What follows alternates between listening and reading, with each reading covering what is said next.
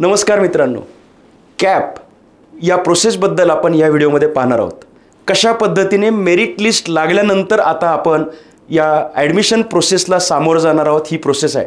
यापूर्वीच्या एका व्हिडिओमध्ये आपण इंजिनिअरिंगच्या ब्रांचेसची कशी एक प्रकारे आपण निवड कशी करायची आणि कसा त्याचा अन्वयार्थ लावायचा आपल्या ऑप्शन फॉर्मसाठी याचा विचार केला होता। आता मेरिट लिस्ट लागल्यानंतर पुढचा जो अर्थातच टप्पा येतो तो म्हणजे अलॉटमेंटसाठीचा, आणि यामध्ये आपण ऑप्शन फॉर्म भरणं हे गरजेचं असतं। पहिल्यांदा आपण समजावून घेऊयात की ऑप्शन म्हणजे काय। अनेकदा अनेक लोकांचे अत्यंत ब्लंट अशा स्वरूपाचे प्रश्न असतात, मनातल्या मनात ते एकमेकांशी चर्चा करतात आणि अधिक कन्फ्युजनमध्ये जातात। त्यांचा मूळ मुद्दा असा असतो की अमुक एक कॉलेजला मला तिथे आमच्या मुलाला नंबर लागेल का वगैरे असे काही प्रश्न असतात, मार्क किती वगैरे हा विषय गौण। ऑप्शन म्हणजे त्यांच्या मते कॉलेज हा त्यांच्या मते ऑप्शनचा मुद्दा असतो। मुळात ऑप्शन म्हणजे नुसतं कॉलेज नाही आहे, तर ती कोणती इंजिनिअरिंगची ब्रांच आणि ते कॉलेज याला दोघांना मिळून ऑप्शन असं म्हणतात। अमुक एक कॉलेज आणि अमुक एक शाखा याला दोघांना मिळून ऑप्शन असं म्हटलं जातं। यापूर्वी पण मी एकदा सांगितलं होतं की जर मागच्या वर्षीचीच प्रोसेस असणार असेल तर अर्थातच 300च्या आसपास ऑप्शन आपल्याला भरता येतात, ते आपण भरू शकत असतो। बऱ्याच वेळा विद्यार्थ्यांच्या मनामध्ये हे 300 ऑप्शन फॉर्म भरणं म्हणजे काय चुकीचं आहे आणि अगदी थोडकेच मोजकेच भरू, जे एकदम रेप्युटेड कॉलेजेस आहेत त्यांचेच ऑप्शन्स टाकायचे आहेत असं त्यांच्या मनात असतं। पण मला असं वाटतं की आपण समजावून घेऊयात की प्रोसेस कशी चालते। या सगळ्या प्रोसेसमध्ये अनेक प्रश्न पालकांच्या मनात आणि विद्यार्थ्यांच्या मनात असतात। हा पण एक प्रश्न असतो की मला CETमध्ये एवढे मार्क आहेत, माझ्यापेक्षा कमी मार्क असलेल्या मुलाला किंवा माझ्या मित्राला माझ्यापेक्षा चांगलं काही मिळू शकेल का, ही एक शंका अनेकांच्या मनात असते। एखादा ऑप्शन आपण किती नंबरला वर टाकला म्हणजे लागेल आणि किती खाली टाकला म्हणजे लागणार नाही, अशाही पद्धतीच्या काही शंका ह्या एकूण प्रोसेसबद्दलच्या अनभिज्ञतेमुळे निर्माण झालेले असतात। त्यामुळे सगळ्यात पहिल्यांदा समजावून घेऊयात की शासनाच्या वतीने असलेली ही कॅपची प्रोसेस कशी रन होते। आता आपण पाहिलं की ऑप्शन म्हणजे कॉलेजचं नाव आणि ती ब्रांच हे आहे। म्हणजे आता इमॅजिन करूयात की आपल्यासमोर एक विद्यार्थी बसलेला आहे, त्या विद्यार्थ्याचा मेरिट नंबर काहीतरी एक 17,425 असा आहे।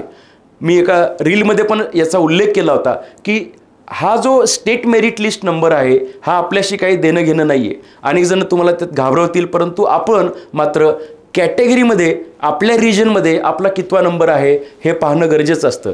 कारण आपल्याला सगळ्यांना कल्पना असेल की आपण ज्या विद्यापीठाच्या क्षेत्रात राहतो त्या ठिकाणच्या 70% जागा ज्या असतात त्या ठिकाणी राहणाऱ्या विद्यार्थ्यांना, म्हणजे ज्यांनी 12वीची परीक्षा तिथून दिली आहे त्या विद्यार्थ्यांना तिथल्या 70% जागांचा कोटा असतो।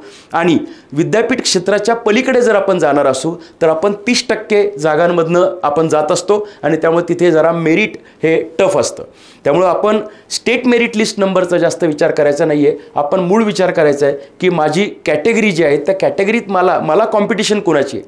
त्यामुळे त्या दृष्टीने जर आपण पाहिलं तर SML नंबर खूप मोठा दिसेल, परंतु तुमचा कॅटेगरी वाईज जो नंबर आहे त्याच्यामध्ये तुम्ही तो नंबर जरा कमी आकडा त्याचा असेल, त्यामुळे तो नंबर आपल्यासाठी महत्त्वाचा आहे। माझं मत आहे की तोही नंबर तुम्ही पाहू नका, तुम्ही कट ऑफचा देखील विचार करू नका। कारण कट ऑफ केव्हा लागत होते, 10-1 वर्षापूर्वी जेव्हा 20च ऑप्शन भरायचे होते तेव्हा कट ऑफ का लागत होते, कारण मग 20च ऑप्शन टाकायचे। उदाहरणार्थ एखाद्या विद्यार्थ्याला कम्प्युटर क्षेत्रात जायचं आहे तर कम्प्युटर आणि IT ह्या दोन्ही शाखा जर तो टाकणार असेल तर केवळ 8 ते 10च कॉलेजेसचा त्याला विचार करता येत असायचा, आणि म्हणून 20 ऑप्शन जेव्हा होते तेव्हा कट ऑफचा विचार करणं गरजेचं असायचं।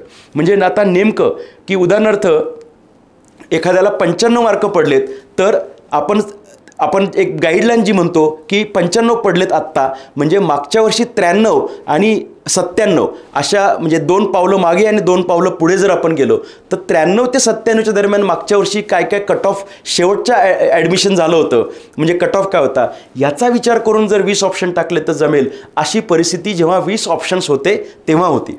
आता सगळे ऑप्शन्स आपल्याला उपलब्ध, म्हणजे आपण भरपूर ऑप्शन टाकू शकतो, त्यामुळे कट ऑफच्याही जास्त भानगडीत आपण पडू नये। आपण वरपासून खालपर्यंत आपल्याला जे काही, म्हणजे काही विद्यार्थ्यांचं मत असतं COEP VJTI अशी एकदम नामांकित गव्हर्नमेंटची कॉलेजेस, रेप्युटेड कॉलेजेस, अर्थात ते तिथून सुरुवात करावी। मी त्याचं कारण सांगतोय, कारण तिसऱ्या राऊंडमध्ये जेव्हा काही विद्यार्थी अचानक तिथून जोसा किंवा मेडिकलचे ॲडमिशन्स किंवा अन्य ठिकाणी जातात, काही जण त्याच्यातून ॲडमिशन्स घ्यायचे नेऊन बाजूला पडतात, त्यामुळे सगळी सिस्टीम हलते आणि राऊंडप्रमाणे परिस्थिती बदलत जाते।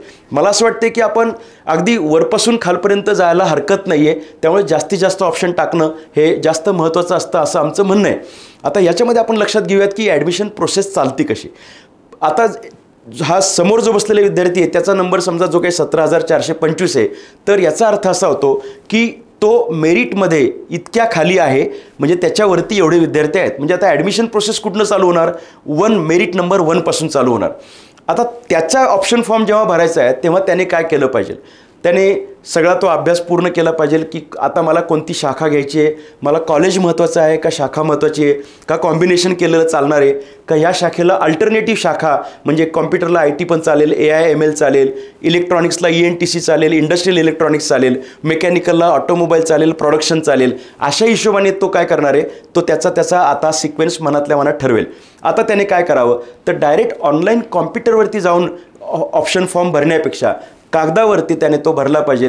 आम्ही असं सुचवू की कुठल्याही काउन्सिलरकडे जाऊ नका, कुणाकडेही जाऊ नका, तुम्ही तुमच्या घरात बसूनही ऑप्शन फॉर्म भरू शकता. पालक आणि मुलगा किंवा मुलगी जी काही पाल्य आहे त्यांनी एकत्र बसावं आणि आता एकत्रितपणे निर्णय प्रक्रिया करायची की निर्णय घ्यायचा आपल्याला आपल्याच भागात शिकायचं आहे का अन्य भागात जायचं आहे, आपल्याला शाखाच महत्त्वाची आहे का कॉलेज महत्त्वाचं आहे वगैरे. आणि मग याच्यामध्ये ऑप्शन जे भरायचे आहेत ते ऑप्शन्स भरत असताना एक नियम, जास्तीत जास्त ऑप्शन भरा. दुसरा नियम, पहिला ऑप्शन हा दुसऱ्यापेक्षा चांगला असला पाहिजे, दुसरा ऑप्शन हा तिसऱ्यापेक्षा बेटर असला पाहिजे, तिसरा ऑप्शन हा चौथ्यापेक्षा बेटर असला पाहिजे. म्हणजे डिसेंडिंग ऑर्डर या पद्धतीने आपण जायचं आहे. आणि हे सगळं डिसेंडिंग लावत असताना अनेकदा असं होऊ शकतं की तुम्हाला प्रश्न विचारावा लागेल की खरोखर इथलं मेटलर्जी आणि इथलं कॉम्प्युटर हे कोणतं चालेल, तुला जे चालेल ते वर ठेव, जे चालेल ते वर ठेव. असं करत करत त्याच्यामध्ये करेक्शन्स पण करावं लागतील. त्या कागदावरती करेक्शन्स करायला हरकत नाही. आणि अशा पद्धतीने खाडाखोड करून हे सगळं करून फायनली तुमच्या घरामध्ये एकमत होऊन आता जी काही ऑप्शन फॉर्मची यादी तयार होईल म्हणजे कॉलेज आणि ब्रांच. आता याच्यामध्ये एक काळजी ही पण घ्यायला लागेल की TFWSला जर तुम्ही यस म्हटलं असेल तर नुसतं TFWS टाकू नका. त्याचं कारण TFWS नुसत्या TFWSचा कट ऑफ हा वर लागतो, त्याचं मेरिट टाईट असतं कारण त्याच्यामध्ये जागा कमी असतात. आणि म्हणून असा एखादा ऑप्शन टाकला आहे TFWS, तो विदाऊट TFWS पण टाका. तो लगेच टाकायचा आहे का नंतर टाकायचा आहे ते तुम्ही ठरवा. आता याच्यामध्ये परम्युटेशन कॉम्बिनेशन खूप आहेत. म्हणजे उदाहरणार्थ पहिले काही कॉलेजेसचं कम्प्युटर टाकायचं आहे, नंतर त्याच कॉलेजचं IT टाकायचं आहे, नंतर दुसऱ्या फळीतल्या कॉलेजचं कॉम्प्युटर टाकायचं आहे, असा एक विचार प्रणालीचा भाग असू शकतो. दुसरा एक भाग म्हणजे हे कॉलेज कम्प्युटर त्याचंच IT, पुढचं कॉलेज त्याचं कम्प्युटर त्याचंच IT, अशाही पद्धतीने काही जाऊ शकतात. काही मंडळी महत्त्वाची गव्हर्नमेंट कॉलेजच्या सगळ्या शाखा ओळीने टाकू शकतात. मला असं वाटतं तुमचं तुम्ही ठरवा. फक्त हे ठरवत असताना तुम्ही स्वतः आणि घरामध्ये चर्चा करा की हा ऑप्शन मिळला तर चालेल ना, हा नको आहे मग तो जरा खाली घ्या, मग खाली घ्या. अशा पद्धतीने कॉन्झिक्युटिव्ह ऑप्शन्स चेक करत चला. म्हणजे अगदी तुम्ही 70 ऑप्शन्स भरले तर 65वा ऑप्शन 66पेक्षा नक्की चांगला आहे ना, हा प्रश्न विचारून अशा पद्धतीने झालेलीच ऑप्शन फॉर्मची यादी ही अंतिमता मानावी. आणि नंतर मग ही मुलं जी आहेत ती त्या नेट कॅफेवरती असेल, घरामध्ये असेल, लॅपटॉपवरती असेल किंवा फॅसिलिटेशन सेंटरवरती असेल, तिथं जाऊन हा फॉर्म भरतील. आता हे करत असताना काही मंडळी फसवण्याचा प्रयत्न करतील, काही मंडळी वेगळी खोटी माहिती देण्याचा प्रयत्न करतील. यांच्यापासून जपून राहा. कॅपची प्रोसेस शासनाची प्रोसेस आहे, ही अत्यंत ट्रान्सपरंट आणि चांगली प्रोसेस आहे. आजपर्यंत तरी त्या प्रोसेसला कोणी नख लावलेलं नाही आहे असं आम्ही म्हणतो. परंतु मला असं वाटतं की आपल्याला या प्रोसेसमध्ये सगळ्या चांगल्या बाबी लक्षात घेऊन पुढे जर गेलं तर हे खूप सोपं आहे. थोडीशी लवचिकता आपण ठेवली पाहिजे. लवचिकता अशी की चांगलंच कॉलेज आणि कॉम्प्युटरचीच ब्रांच आणि घराजवळच असं काही मिळत नसतं. आपल्याला थोडीशी लवचिकता ठेवून जर गेलं तर कदाचित ॲडमिशन मिळणं कॅपच्या प्रोसेसने नियमाने ॲडमिशन मिळणं सोपं होऊन जातं. आता आपण मगाशी म्हटलं होतं की प्रोसेस कशी आहे ती समजावून घेऊयात. प्रोसेस अशी आहे की मेरिट नंबर 1 ज्याचा आहे त्याला पहिल्यांदा अलॉटमेंट होणार. सगळ्यांचे ऑप्शन फॉर्म अपलोड झाले. आता मेरिट नंबर 1चा आहे त्याचा ऑप्शन फॉर्म चेक होईल. त्याचा ऑप्शन फॉर्म पहिल्यांदा चेक होईल कारण त्याचा मेरिट नंबर 1 आहे आणि जस्टिस त्याला द्यायला पाहिजे. तिथून सुरुवात होणार. तिथून सुरुवात होताना त्याचा ऑप्शन फॉर्म चेक होईल आणि पहिला नंबरचा ऑप्शन काय आहे आणि मग खाली सरकत जाईल. पहिला नंबरचा ऑप्शन तर कंपल्सरी आहे. पहिला नंबरचा ऑप्शन जो आहे अमुक ब्रांच अमुक कॉलेज, जागा शिल्लक आहे का, CETतून शिल्लक आहे का, JEEतून शिल्लक आहे का, असा प्रश्न विचारला जातो सिस्टीम आतमध्ये प्रोग्रॅमिंगच्या माध्यमातून. आता याचं उत्तर येस आलं. मेरिट नंबर 1ला तर येसच उत्तर आहे कारण आत्ताच प्रोसेस चालू केली. मेरिट नंबरला उत्तर आलं येस, जागा शिल्लक आहे, त्याला दिली जाते. अशा पद्धतीने मेरिट नंबर 2, 3, 4 असं सगळं करत ते सगळे मधल्या विद्यार्थ्यांचं हे होत. आता तुमच्यापाशी जेव्हा नंबर आला 17,425 नंबर, तर आता त्या ठिकाणी याचा अर्थ वरपर्यंतच्या मुलांची अलॉटमेंट झालेली आहे. अर्थात ती क्षणार्धात होत असते. Process he at a time एका वेळेस 2 लोकांचा अर्ज तपासणीसाठी येत नसतो. एका वेळेस एकाचाच अर्ज त्या स्क्रीनिंगसाठी येत असतो. तुमचा आता ऑप्शन फॉर्म तिथे आला. तुमचा ऑप्शन फॉर्म आला म्हणजे तुमच्यापेक्षा कमी मार्क असलेल्या मुलाचा अजून ऑप्शन फॉर्मला हात लावलेला नाही त्यांनी. सिस्टीम फक्त तुमचाच फॉर्म आता स्कॅन करते. याच्यामध्ये ऑप्शन नंबर 1 जो तुम्ही टाकलाय तिथंच नॅचरली ते जातील. ऑप्शन नंबर 12ला जाणार नाहीत. ऑप्शन नंबर 1 काय, अमुक एक कॉलेज, अमुक एक ब्रांच, जागा शिल्लक आहे का, ह्या कॅटेगरीतून उत्तर जर आलं जागा शिल्लक नाही, तो कर्सर खाली सरकेल. नंबर 2चा ऑप्शन काय, अमुक कॉलेज, अमुक ब्रांच या कॅटेगरीतून, सीईटीतून आहे का, जेईतून आहे का, उत्तर आलं नाही, सरकत खाली गेलं. 17 नंबरच्या ऑप्शनला आला, 17 नंबरचं ऑप्शन, अमुक कॉलेज, अमुक ब्रांच, जागा शिल्लक आहे का, उत्तर आलं येस जागा शिल्लक आहे, अलॉटमेंट होते.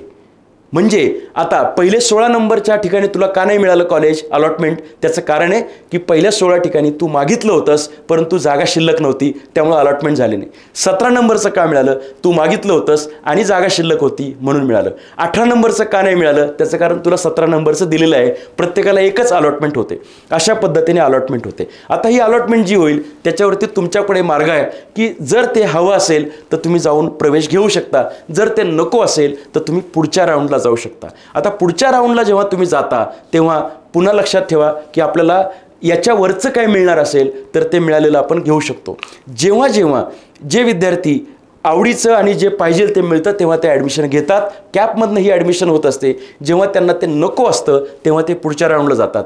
गंमत अशी आहे की अनेकदा पुढच्या राऊंडमध्ये कधी न मिळणारे ऑप्शनसुद्धा तुम्हाला मिळू शकतात. त्याचं कारण मगाशी म्हटल्याप्रमाणे काही विद्यार्थी त्या सिस्टीममधनं बाहेर पडतात, ते दुसरीकडे जातात. एक जण जरी पुढे गेला तरी सगळी सिस्टीम खालची कोलॅप्स होते आणि त्यामुळं कदाचित तिसऱ्या राऊंडला काही मंडळींना अचानक काहीतरी चांगलं मिळाल्याचा अनुभूती होते, असं यापूर्वी काही लोक बोलत आहेत. आता या पद्धतीने तुम्ही पुढच्या राऊंडला जाऊन प्रवेश निश्चित करायचा का काय ते त्यावेळेस ठरवायला पाहिजे. मी पुन्हा एकदा सांगेल की तुम्ही कुणाशीच डिस्कस करू नका, काउन्सिलरशी बोलू नका, कॉलेजवाल्यांशी बोलू नका, कुणाशी बोलू नका. तुम्ही तुमच्या घरामध्ये बसून ठरवा की हे कसं करता येईल. त्यातल्या तज्ज्ञाशी बोलू शकता, करिअर तज्ज्ञांशी बोलू शकता, त्या विषयातल्या माहितगारांशी बोलू शकता, परंतु निर्णय मात्र तुमचा तुम्ही घ्यायला पाहिजे. पुढे जायचं का ते इथेच घ्यायचं. आता इथे तुम्ही तुमच्या प्रायोरिटी ठरवलेल्या असतात की प्लेसमेंट हवं आहे का हायर एज्युकेशनला जाणार आहात, का घराजवळचं हवं आहे, का कमी फीवालं हवं आहे, का हॉस्टेलवालं नको आहे, हे तुम्ही ठरवून तो निर्णय घ्यायचा असतो. आता जे मिळाले ते तुम्ही निर्णय घेऊन पुढे सरकता. 100% या प्रोसेसमधनं जवळजवळ सगळ्यांनाच प्रवेश मिळत असतो. अगदीच क्वचित काही चुका जर झाल्या असतील की ते ऑप्शनच भरलेले नव्हते, अगदी 3-4 ऑप्शन भरले होते आणि मार्क फार कमी होते, त्या केसमध्ये मिळणार नाही. अर्थात तरीसुद्धा शेवटी मग राहिलेल्या जागांसाठी तुम्हाला जाता येतं आणि अशा पद्धतीने प्रोसेस कॅपची ही पार पडते. मला वाटते की खूप काळजी घ्या. आपला लॉगिन आय डी आणि पासवर्ड कोणाला सांगू नका, तो तुमच्यापाशीच ठेवा. आणि ही प्रोसेस अत्यंत ट्रान्सपरंट आहे, शासनाची प्रोसेस आहे. या प्रोसेसला सामोरं जाताना तुम्हाला जे हवं आहे त्या पद्धतीने निर्णय घेत चला. आणि आत्ता जे सांगितलं ते लक्षात ठेवलं तर ऑप्शन भरायचे तुमच्या लक्षात येतील आणि त्या दृष्टीने पुढे जा. हे फक्त निमित्त आहे, ही फक्त सुरुवात आहे. याच्यामध्ये जास्त डोकं लावण्यापेक्षा माझं असं म्हणणं आहे की याच्यामध्ये ही एक फक्त ते माध्यम आहे. पुढचं इंजिनिअरिंग जास्त महत्त्वाचं आहे. 4 वर्षांचं इंजिनिअरिंग. अमुक ठिकाणी फार हट्ट धरू नका. मिळालं जे मिळालं ते घ्या, आता पुढे निघा आणि ते उत्तमपणे जर केलं तर ते करिअर हे आपल्याला महत्त्वाचं आहे. कारण बरेच विद्यार्थी एखाद्या कॉलेजच्याच फार प्रेमात पडले असतात, तसं काही नसतं. मुळात इंजिनिअरिंग हे खूप महत्त्वाचं आहे. ते मनाने करणं, आनंदाने करणं आणि त्यानंतरचा विकास करणं हे महत्त्वाचं आहे. ते आपण करावं अशी माझी इच्छा आहे. कॅप प्रोसेस तुम्ही तुमच्यासाठी चांगली ठरो. तुम्हाला त्याच्या शुभेच्छा आहेत. All the best. थँक्यू.